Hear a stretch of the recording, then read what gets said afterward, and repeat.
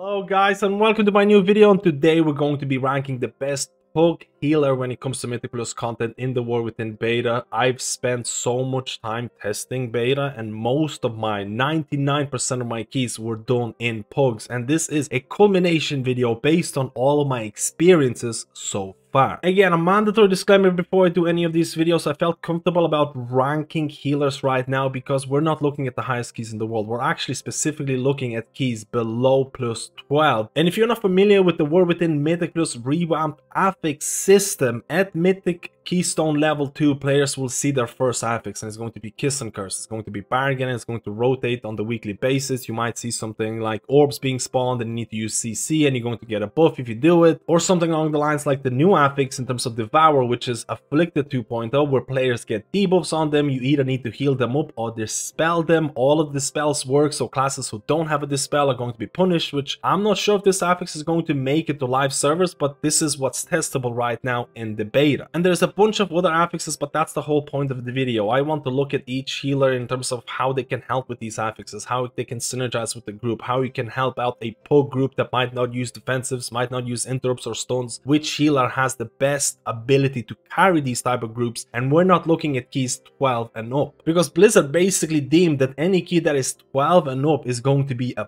push key, because at that level those bargain affixes are going to be replaced with Guile, which is going to increase the mob damage and HP, which means that every single week, if you're doing 12 and up keys, all affixes are going to be the same. So this is why I felt comfortable about making a tier list at this point in the War Within beta, because we're not looking at the highest keys. Blizzard basically deemed anything 12 and upwards is going to be a push key. We're looking at weekly keys, how each healer is going to complement their group, add utility, maybe carry the group. And I'm fully aware no one healer can carry a hopeless group. Mythic Plus is a group effort, but at the end of the day there are certain healing specs that can fill in the gaps or missing utility a little bit better than others. Most healers, or all healers out there, are capable of meeting the HPS checks for weekly keys, so utility and synergies are going to be somewhat more important when it comes to those pugs. Don't pick a healer that you don't enjoy just to do these Pug weekly keys. You really don't have to do that, and weekly keys are going to get easier with item level, and once players get more familiar with the mechanics, there is no substitute for playing the healer that you enjoy the most, because that is the best value for your subscription. But this tier list is purely based on my experiences, because like I mentioned at the start of the video, I pug a lot of my keys in beta, and if you enjoy this type of content, like and subscribe and let me know which healer you're maining in the War Within and why. And this is going to be the tier list that I'm going to be using. S tier is going to represent the healers that I had the best success with when it comes to Pug keys, and keep in mind the range of Pug keys that I experienced in beta has been extreme, because the dungeons are extremely unforgiving. There's a lot of interrupts, there's a lot of stuns, there's a lot of things that you need to manage. Any kind of utility that a healer can provide is extremely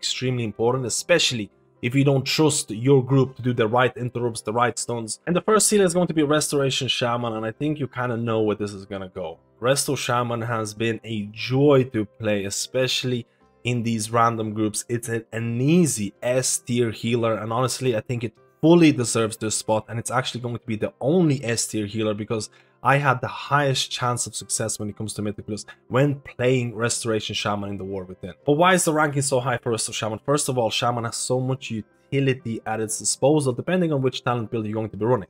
You have, and this is going to be important for every single healer, the Dispel profile in the War Within Season 1 is definitely favoring classes or healers that can dispel curses, that can dispel poison.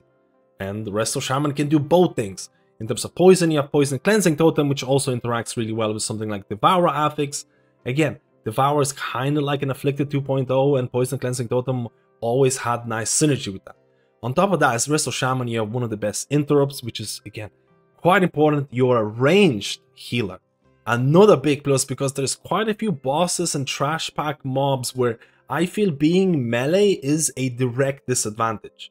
So being ranged is something that actually is going to make it easier for you to play as Resto Shaman. You have an insane interrupt, you have an AoE stun, you have a knock up, knock back. Depending on how you spec into Thunderstorm, you have situational utility. For example, if I'm doing Mist of Tierna's Sight, I'm going to spec into Tremor Totem because of the first boss. I'm going to spec into Root Totem because of the second boss, because I want to root the ad. And there is quite a few bosses out there where they spawn ads and they chase people, and having a slow or a root is actually a pretty decent utility. On top of that, if you're playing Totemic Resto Shaman, there are certain talents out there that are going to reduce the cooldown of certain utility totems, which could be situationally pretty good. Of course, you have Bloodlust. You also have an easier way to add or increase players' HP because Ancestral Vigor is easier to pick up. Downpour also has a HP increase if people are stacked. You also have Ankh for those oopsie moments, and of course now you have a raid buff in terms of Sky Fury.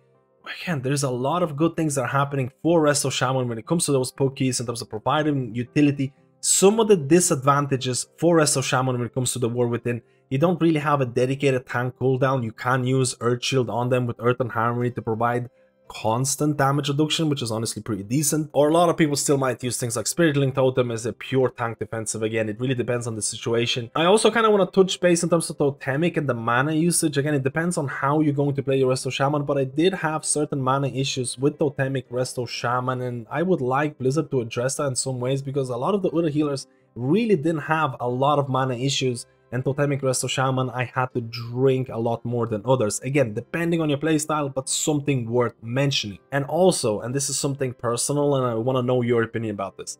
The utility cost, or the amount of utility that you have, comes at a cost in terms of keybinds. And depending on which dungeon you're doing, depending on your build, the amount of keybinds that you can have can really kind of get out of hand. And I know there's a bunch of healers or new healers who are looking to play in the War Within, and they're like, I don't really want to play Resto Shaman because the amount of keybinds I have to do is just insane. I've heard this comment so many times, but honestly, I rather have this utility than not. So I think it's a small price to pay for the fact that Resto Shaman is an absolute powerhouse when it comes to carrying these pokeys. And there's a bunch of other things that Resto Shaman has that I haven't mentioned because I don't want the video to be too long. At the end of the day, playing Resto Shaman in the War Within beta and these pokeys, let's say you join a group that might not interrupt at the right times, might not use their defensives or interrupts or stones at the right times. You can really help them out and drive the success chance of that group. At the end of the day, Resto Shaman, in my eyes, if you're just going to pull keys in that weekly key range, I think it's going to be extremely hard to beat. And now let's talk about Holy Paladin. And Holy Paladin in my tier list is going to be placed somewhere in that A tier. And again, there's multiple reasons for this. I had a blast playing the reworked Holy Paladin. I think it's really fun. I think it's also a simplified version of Holy Paladin because you no longer have Daybreak or Glimmer that you need to play around, and it kind of got back some of its niche when it comes to that spot healing. I think there's a lot of people are going to gravitate towards Holy Paladin. At the end of the day, it is a melee healer. We'll have to see what the best build is going to look like, especially in that Mythic Plus content, but I do think that playing or being in melee is more difficult than being or playing ranged, especially based on some of the dungeons that I've tested in Season 1 of the War Within. You do have things like Interrupt, but you also have to consider you don't have the range increase they used to have in Dragonflight in terms of speccing into Crusader's Reprieve. That's no longer there, so if you want to interrupt, the range is shorter, so you need to account for that. Of course, as Paladin, you also have Valores, which I always tend to forget because it was introduced relatively recently.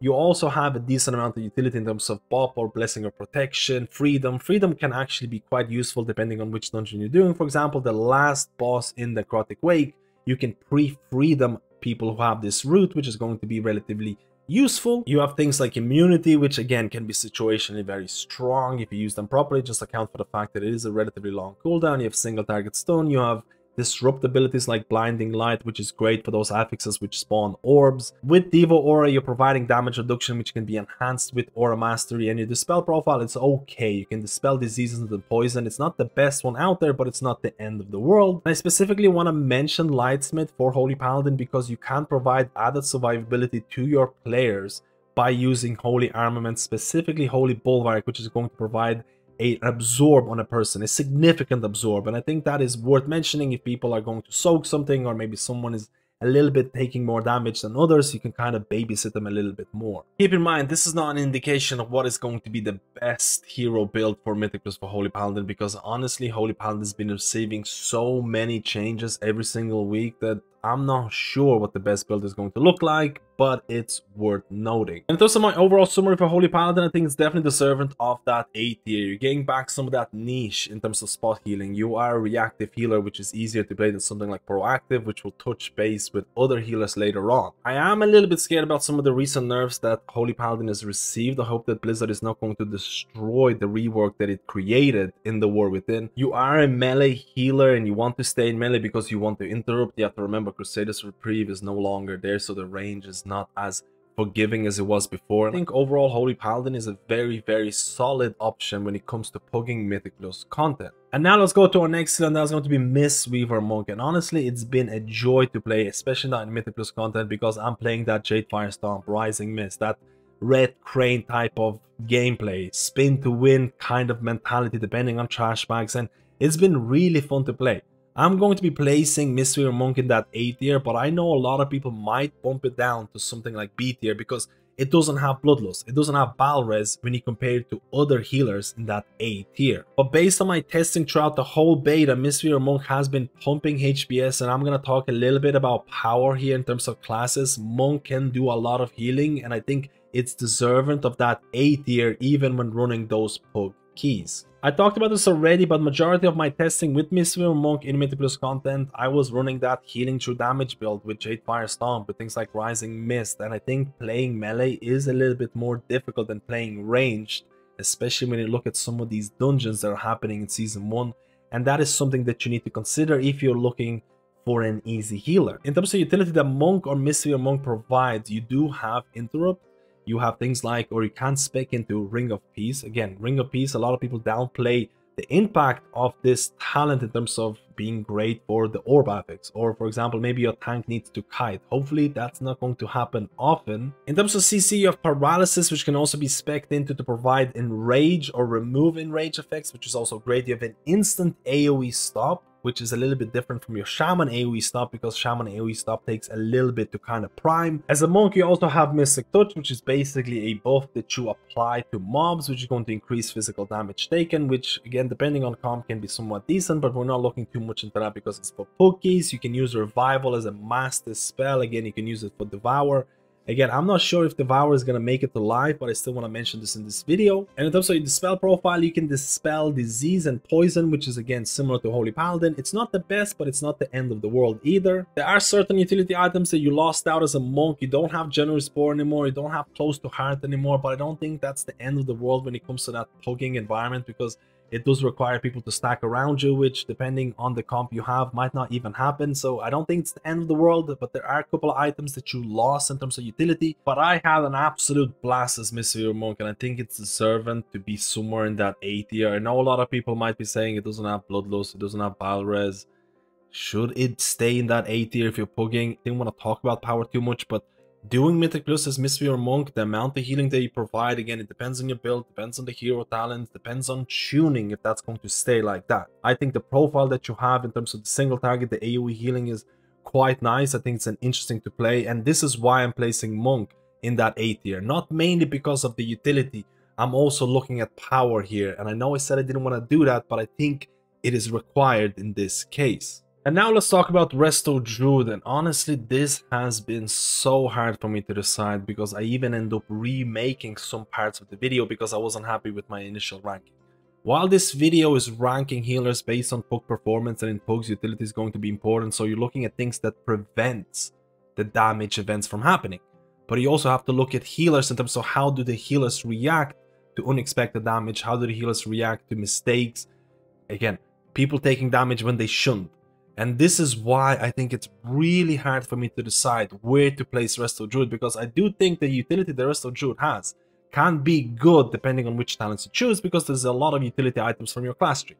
But at the end of the day, playing Resto Druid, reactive versus proactive, let's talk about it. In terms of difficulty of play for Resto Druid, it is definitely a bit more difficult to optimize, because it comes down to that reactive versus proactive type of gameplay. With Resto Druid, you kind of want to know before damage happens, because you want to apply your hot stack, your mastery in order to meet those HPS checks, and that is not going to change in the War Within. But I also feel like a lot of the difficulty when it comes down to playing Resto Druid is tied into shapeshifting, is tied into kitty weaving, and for these weekly keys, You really don't have to do that. We're not looking at the highest keys in the world. We're looking at these weekly babysitting kind of keys where you babysit your group and you make sure they don't die, you provide utility and things like that. You can play in the way that you like to play or the safe way and provide damage when you can, maybe provide even range DPS.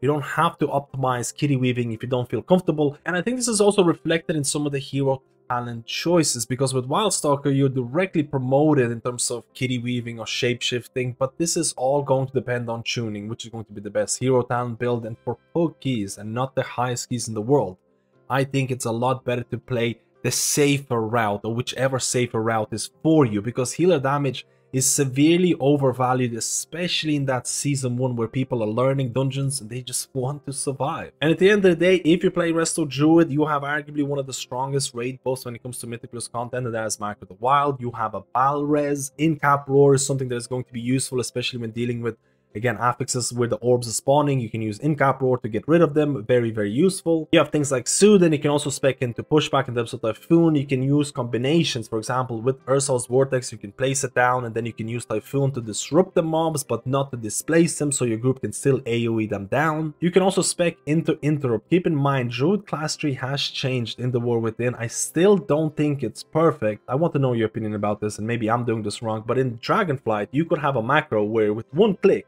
you would be brought into the right form and the interrupt would be used, which was a smooth and really nice interaction. In the War Within, this interaction has kind of changed based on my testing. The same macro doesn't behave in the same way. I have to do 2 clicks in order to provide an interrupt depending on which stance I'm in. And again, maybe this is a bug, maybe this is going to get fixed. Hopefully it does, because right now it's a little bit annoying to use. And lastly, as Resto Druid, your dispel profile is actually really nice. You can dispel curses, you can dispel poison, which is going to be very important in season 1 of Mythic Plus dungeon rotation when it comes to the War Within, and that is going to bring Resto Druid higher in this list. And in terms of my Resto Druid ranking, I'm genuinely confused here, and I really want to know your opinions about this, because let's say, for example, if I take into account the difficulty of Resto Druid, because you're looking at reactive versus proactive type of gameplay.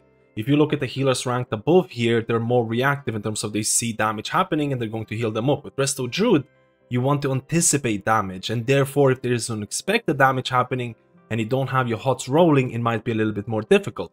So do I place Resto Druid in B tier because of those reasons? But on the other hand, if you look at some of the utility items that you can provide with Resto Druid, it can be pretty nice depending on your build. And because we're looking at these weekly Pug keys, you don't necessarily have to spend all your time in melee.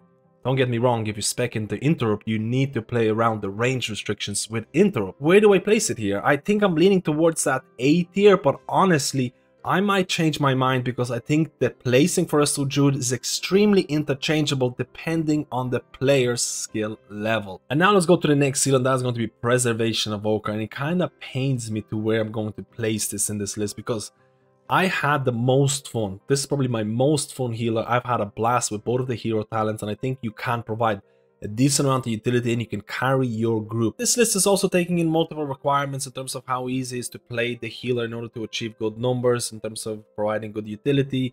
Again, if you're someone who's been playing Preservation Evoker for a long time, and I've been playing Preservation Evoker for a decent time, and I have an absolute blast. I could easily place it somewhere in S or possibly more A tier. I think Evoker is really fun, it provides a lot of utility, and you can play around the range limitations because Echo is one of the most versatile spells in the World of Warcraft.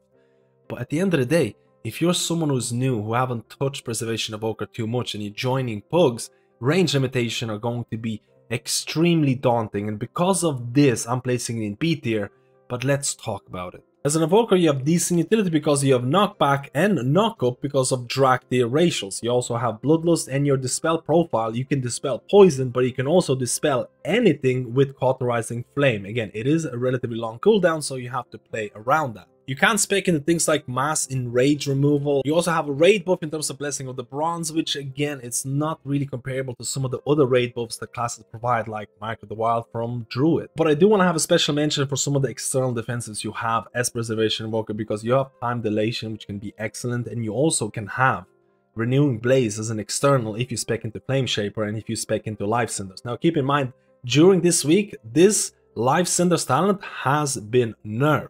There's a bunch of other utility that you can provide as an Evoker in terms of rescue, in terms of Zephyr. There's just a lot of things you can do, but at the end of the day, I think if you're playing Preservation Evoker, especially someone who's new to healing, it can be a bit of a deal breaker in terms of the range limitation. And that can be an absolute pain if you're joining a Mythicalist group, especially with a lot of range DPS who are just all over the place and you're trying to hit your empowered abilities and you just can't do it.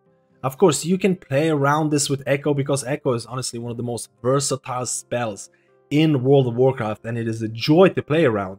But it can be a pain if people don't really stack. Like I mentioned, there are ways to play around your range limitation. And I know there's going to be comments out there who are going to severely disagree with my ranking because they have a really fun time with Preservation Evoker. They're able to play around the range limitations and they're able to meet a lot of the healing checks because Preservation Evoker is really under the radar in terms of the amount of healing and DPS it can provide. It honestly is a pumper.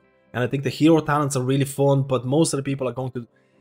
Again, the range limitations are always going to be an issue, especially for someone who's new to healing, because it can be a deal breaker. You can do 9 out of 10 dungeons where you're going to have an absolute blast, especially if you have a melee-centric comp. And then you can have one dungeon where, for example, the bosses require your group to be spread, or let's say, for example, your range DPS don't want to stack, and then you have to play around them, you have to try a lot harder than other healers, and that can create a lot of anxiety. There has been certain talents, for example, you can spec into Spatial Paradox as preservation if you really want to, but at the end of the day, a 3-minute cooldown is not really gonna break or make your spec. Of course, Preservation Evoker, you also have an Interrupt and Stasis talent can actually be used in multiple different ways, including dispelling or adding additional dispels. Again, it really depends on the situation, but I don't want to bang on about the Preservation Evoker range limitations and the issues. I'm just going to leave you with this because I know there's going to be people who comment about the fact that, hey, that is Preservation Evoker's niche.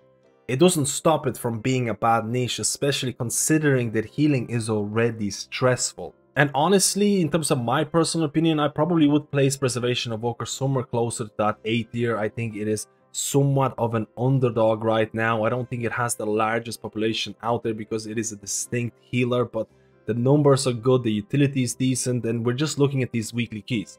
A lot of people are dismissing Preservation Evoker because of the fact that in really high keys, it's most likely that augmentation will still be wanted and you don't want to stack or how do I say, overlap utilities, and that's why people are bringing down preservation. But let's be honest, these are weekly keys. You're not going to have augmentation, or honestly, you don't need an augmentation for weekly keys. I actually feel it's more of a detriment than positive to have augmentation in lower end. So at the end of the day, I'm still going to leave it in B tier because the range limitations can be annoying. But honestly, don't let this tier list defer you from playing Preservation because it is an absolute banger. Now let's go to Priest, and we're going to start off with Holy Priest, but honestly, if you're playing Disc and Holy, there's a lot of utility overlap. And we're going to be starting off with Holy Priest. Now keep in mind, this is a Pug Mythicalist ranking, so utility is going to play a big role. I do take power into account, but honestly, Holy Priest or Priest in general has been receiving a lot of changes lately. So the ranking might change a little bit, but right now I'm going to be placing Holy Priest in that C tier. Now, a lot of people might disagree with this because I genuinely believe that Holy Priest is one of the easiest healers to start off your healing journey because it just does what it says on the tin type of thing. If people are taking damage, you're going to heal them. You play around your Holy Word spells and the gameplay is somewhat simplistic. But even if a spec or class is easy to get into, you still have to keep in mind that you will have to put in a lot of time in order to master them. But in terms of utility you provide as a priest or holy priest, you don't have an interrupt. You're the only class or the only healer in World of Warcraft that cannot spec or has an interrupt, which is honestly a big deal when you look at some of these Season 1 Mythicalist dungeons. And Blizzard's rationale was actually kind of clear. Because you have PI or Power Infusion as a priest, your utility is going to be a little bit lower than others. And I genuinely would love that Blizzard would add a choice node for Power Infusion where you could pick either Power Infusion or an interrupt, because I can tell you right now, for these Pug Mythicalist keys, I would much rather have an interrupt than PI, because one missed interrupt led to wipes multiple times based on my Mythicalist testing. In terms of other utility, you do have Stamina buff, which is actually pretty nice because survivability is important. You also have Psychic Scream in terms of a disrupt, but keep in mind not all mobs are fearable. You also can spec into Dominate Mind, which again, historically speaking, there has been times where Dominate Mind was used to do some, let's say, cheesable activity which made dungeons easier. I haven't found anything right now, but if you found something interesting with Dominate Mind, let me know. You have things like Symbol of Hope, but of course that also depends if people are using the defenses in these Pug keys. Your dispel profile as priest is not really amazing at all because you can only dispel disease, but you do have mass dispel, which can be useful for affixes like Devour. You have things like Guardian Spirit, you also have Mind Suit, which was broken for most of the beta, so I wasn't even able to use it because it just didn't work in Mythic Plus dungeons. You're kind of like a passenger in a car. If everything's going smoothly, if people are doing their jobs, you're going to have a great time.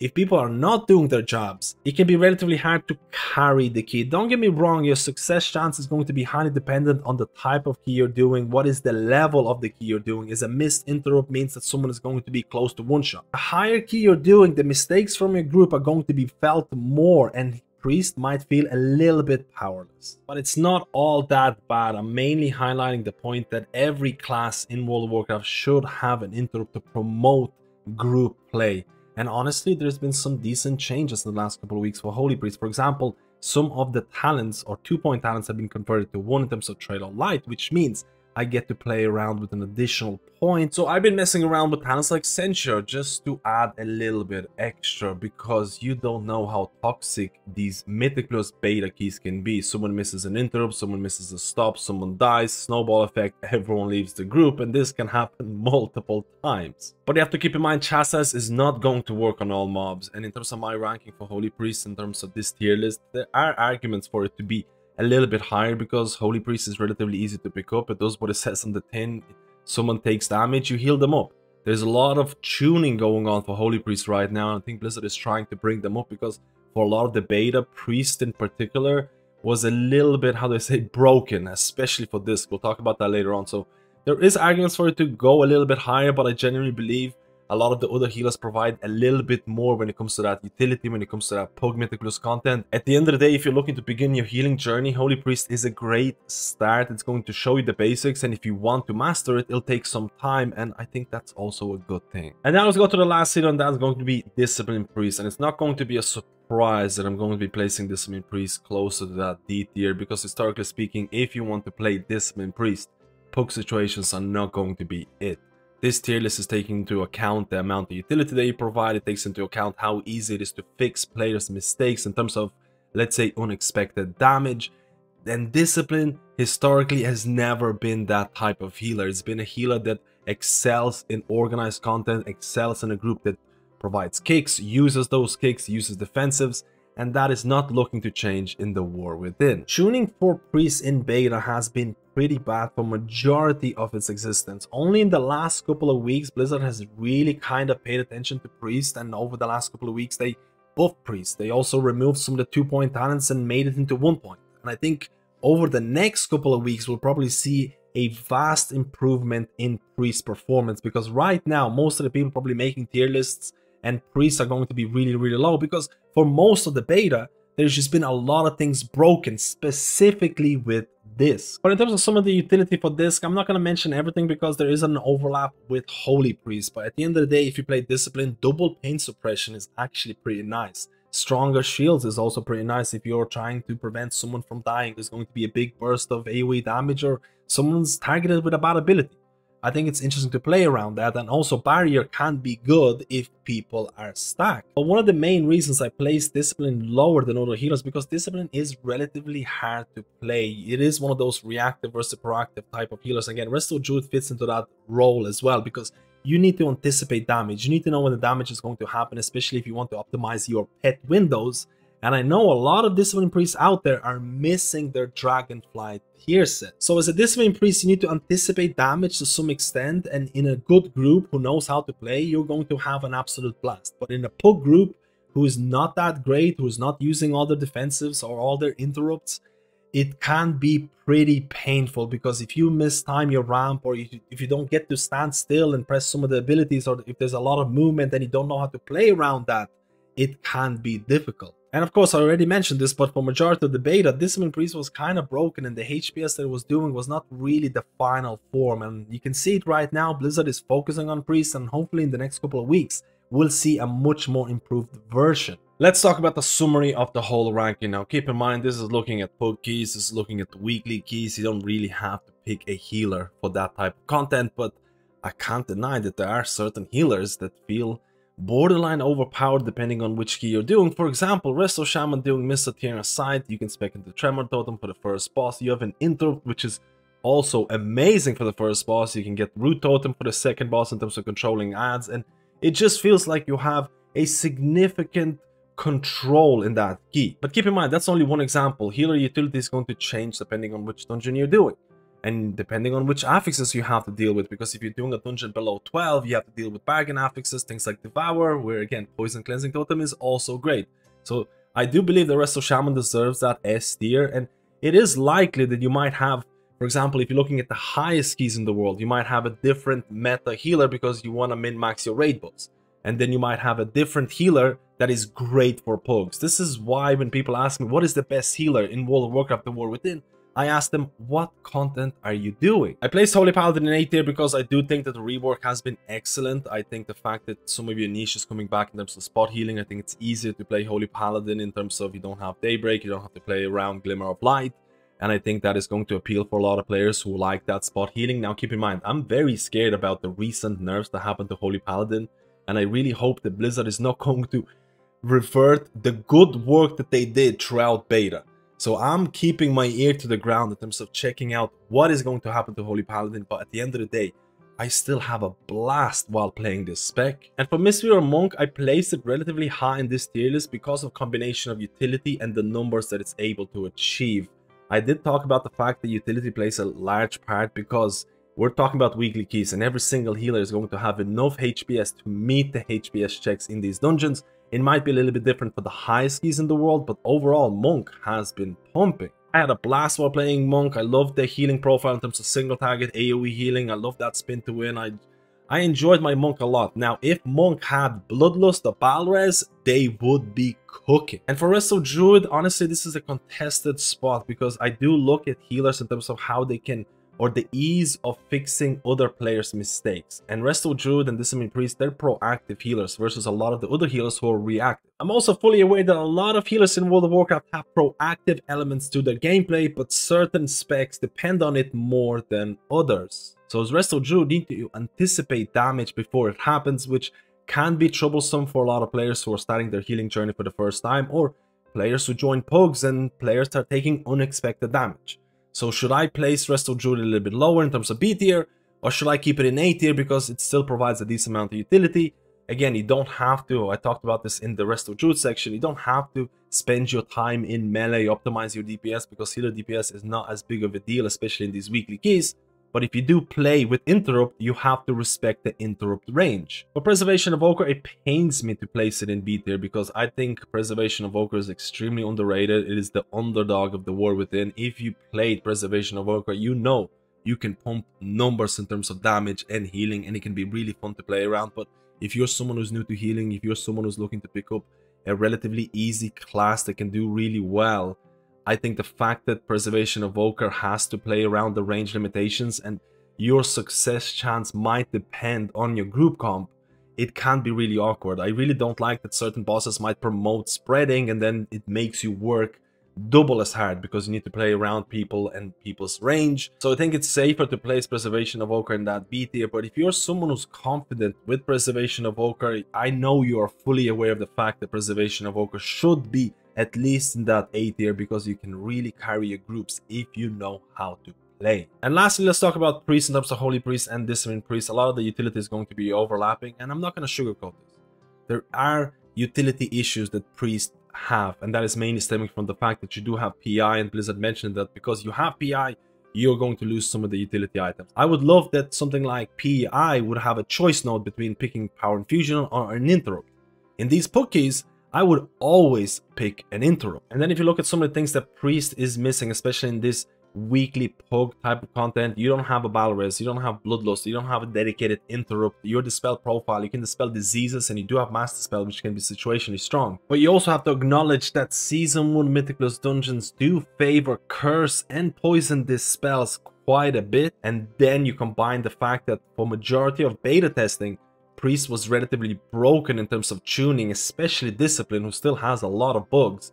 you're looking at people just really being kind of negative towards this class or spec. And the reason we're talking so much about utility, because a lot of these mythical dungeons are extremely unforgiving. A missed interrupt, missed stop means that someone's going to die, there's going to be snowball effect, and people are going to wipe.